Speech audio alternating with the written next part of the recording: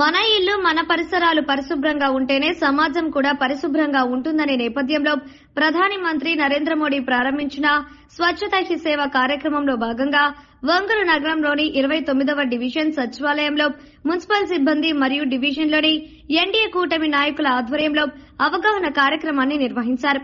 ఈ సందర్భంగా డివిజన్లో అత్యవసర సమయాలలో కూడా ప్రజల ఆరోగ్యం కాపాడేందుకు కృషి చేసిన శానిటేషన్ సిబ్బందికి సన్మానం నిర్వహించారు. అలాగే డివిజన్లోని ఎవరికైనా ఎటువంటి సమస్యలు ఉన్నా సచివాలయ సిబ్బంది దృష్టికి కానీ లేదా తమ దృష్టికి తీసుకువస్తే వాటిని అధికారుల దృష్టికి తీసుకువెళ్లి సత్వర పరిష్కారం చేస్తామని వారు డివిజన్లోని ప్రజలకు తెలిపారు. ఈ కార్యక్రమంలో 29వ డివిజన్ తెలుగుదేశం పార్టీ అధ్యక్షులు పెద్దిశెట్టి చంద్ర, వరలక్ష్మితో పాటు మున్సిపల్ శాఖ నోడల్ ఆఫీసర్ కమలాకర్ బాబు, జిల్లా జనసేన కార్యదర్శి ముత్యాల కళ్యాణ్ మరియు 29వ డివిజన్లోని తెలుగుదేశం, జనసేన పార్టీల నాయకులు, కార్యకర్తలు పాల్గొన్నారు.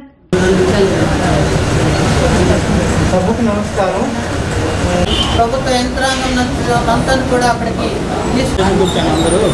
పాంప్లెట్స్ ఇచ్చి ఆ యొక్క కార్యక్రమాన్ని తీసుకున్నాం. ఈ యొక్క విషయాల గురించి మన యొక్క పెద్దలు సందర్భంగా మన యొక్క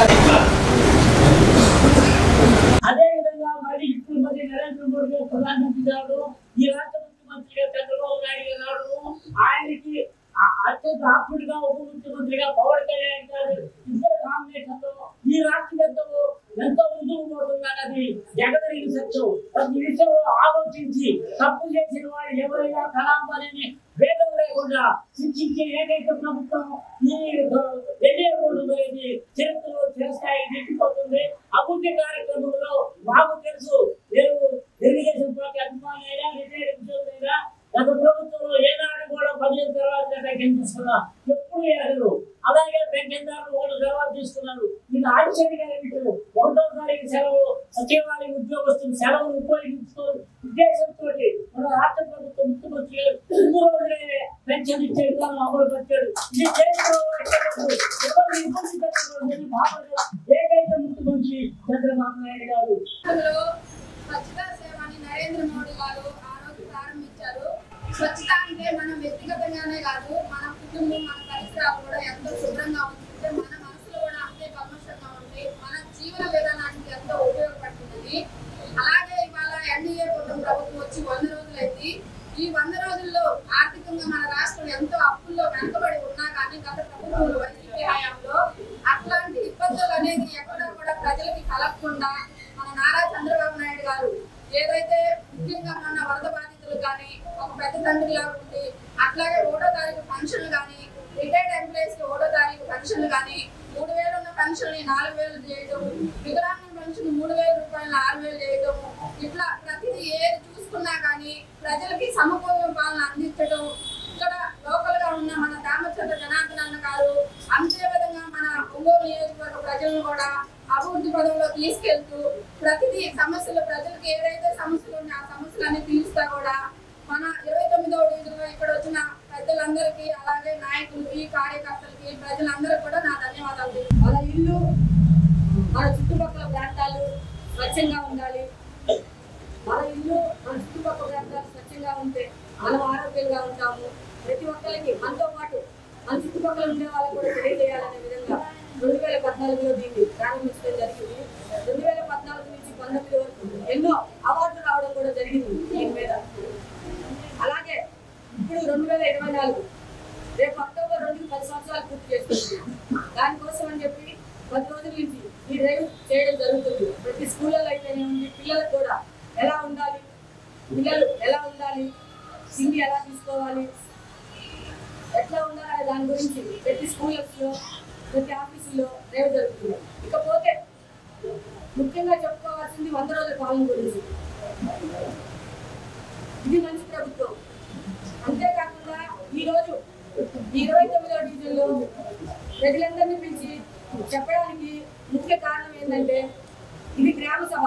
పల్లెల్లో ఏంటంటే ఒక గుడారం లాగేసో చెట్ల కింద గ్రామ సభలాగా ఏర్పాటు చేస్తారు. మన టౌన్లో సచివాలయాలు ఉన్నాయి కాబట్టి సచివాలయాల దగ్గరికి వచ్చి వాళ్ళకున్న సమస్యలు, పెన్షన్లు అయితేనేముంది, రేషన్ కార్డులు అయితేనేముంది, మన శానిటైజరీ మున్సిపాలిటీ సమస్యలు అయితేనే ఉంది, కొత్త ఓటర్లు రాసుకోవాల్సిందే, వీటన్నిటి గురించి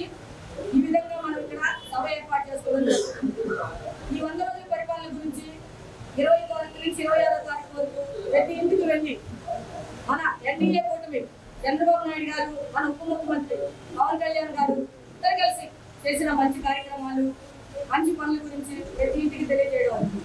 ఈ 100 రోజుల్లో ముఖ్యంగా చంద్రబాబు నాయుడు గారు చెప్పిన విషయాలలో కొన్ని మొదటి సంతకం మైనార్టీ ఎస్సీలు పెడతానన్నారు. అదేవిధంగా 16,347 ఉద్యోగాలు ఉపాధ్యాయులకు నోటిఫికేషన్ జరిగింది. గత ప్రభుత్వంలో ఉద్యోగాలు లేక నిరుద్యోగులు ఎంతో ఇబ్బందులు పడిపోయి వ్యసనాలకి, చెడు అలవాట్లకి బానిసలవడం మనందరం కూడా చూసాం. ఆ పరిస్థితి ఇక నుంచి రాకూడదనే ఉద్దేశంతో 20 లక్షల ఉద్యోగాలు భర్తీ చేస్తానని చెప్పాడు. దానిలో మొదటి విడతగా 16,437 ఉద్యోగాలు వదలడం జరిగింది. ఇకపోతే రెండోది, ఏప్రిల్లో ఎలక్షన్ రాకముందు ప్రచారంలో ఏ విధంగా చెప్పాడు, ఏప్రిల్ నుంచి 1000 రూపాయలు పెన్షన్ పెంచి గవర్నమెంట్ వచ్చిన తర్వాత ఇస్తానని చెప్పి ఎలయన్స్ తో కలిపి 4,000 రూపాయలు పెన్షన్ చేస్తానని చెప్పాడు. అదే మాట ప్రకారం మన గవర్నమెంట్ సంక్షోభంలో ఉన్న అప్పుల ఊరిలో కూరుకుపోతున్నా కూడా ప్రజలకు ఇచ్చిన మాట నిలబెట్టుకోవాలన్న ఉద్దేశంతో 4,000 రూపాయల పెన్షన్, అలాగే 3,000 రూపాయలు కలిపి 7,000 రూపాయలు 1వ తారీఖు ఇంటికి తీసుకొచ్చి ఎలా పెన్షన్ పంపిణీ చేస్తానని చెప్పారు. అదే విధంగా పెన్షన్ పంపిణీ చేయడం జరుగుతుంది. అది మనందరం ప్రతి ఒక్కరు కూడా చూస్తున్నాం. ఇకపోతే మూడోది, గత ప్రభుత్వం అన్నం పరబ్రహ్మ స్వరూపం అంటారు. అలాంటి అన్నా క్యాంటీన్ తీసేసి పేదవాళ్ళు నోరు కొట్టిన ప్రభుత్వం ఏదైనా ఉందంటే అది జగన్మోహన్ రెడ్డి ప్రభుత్వం. ఆ ప్రభుత్వం నుంచి విముక్తి కలిగించిన ప్రజల కోసం మళ్ళీ 5 రూపాయలకి అన్నా క్యాంటీన్ అనేది తీసుకొచ్చి ప్రజలందరూ తృప్తిగా భోజనం చేసేలాగా ఉదయం పూట టిఫిన్, మధ్యాహ్నం భోజనమే ఉంటుంది. ఇప్పుడు 24లో మళ్ళీ అన్నా క్యాంటీన్లు ఓపెన్ చేసిన తర్వాత నైట్ డిన్నర్ కూడా ఏర్పాటు చేయడం జరిగింది. ఒక పేదవాడు, రిక్షా తక్కువవాడైతేనే ఉంది, ఎవరైనా కూలీలు అయితేనే ఉంది, హాస్పిటల్లో అటెండెన్స్ గా వచ్చిన వాళ్ళకి 120 రూపాయలు ఎంత భోజనం రాదు. అలాంటిది 15 రూపాయలతో వాళ్ళు రోజు మొత్తం పూర్తి చేసుకునే పరిస్థితిని చంద్రబాబు నాయుడు గారు తీసుకొచ్చారంటే మనందరూ అభినందించాల్సిన విషయం.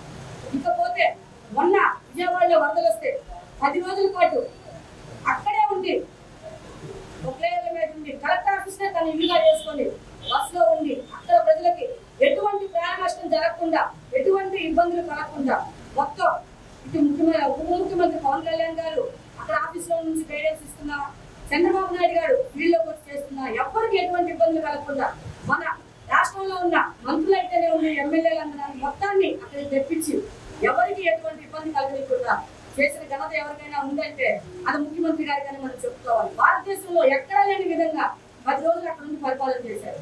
అది చంద్రబాబు నాయుడు గారు.